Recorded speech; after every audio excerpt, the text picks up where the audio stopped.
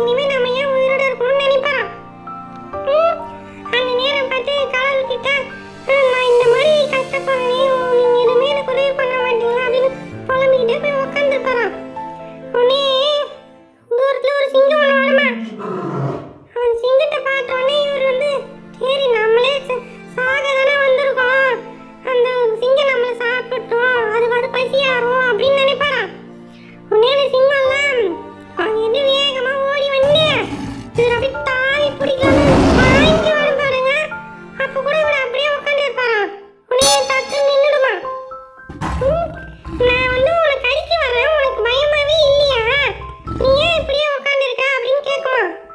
உடனே அவர் வந்து இந்த மாதிரி என் குடும்பம் ரொம்ப கஷ்டப்படுது, என்னால என் குடும்பத்துக்கு எதுவுமே சாப்பாடு கூட போட முடியாம ஒரு தகுதி இல்லாம நான் இருக்கிறேன், எனக்கு என்ன பண்ணனே தெரியல, அவங்க சாகலான்னு முடிவு பண்ணி இங்க வந்தேன், நீயே பசியா இருப்ப, நீ என்ன சாப்பிட்டு நீ பசியா இருக்கோ, என்ன சாப்பிட்டுக்கோ அப்படின்னு சொல்லுவாராம். உடனே அந்த சிங்கம் வந்து திடீர்னு தேவதையா மாறிடுமா.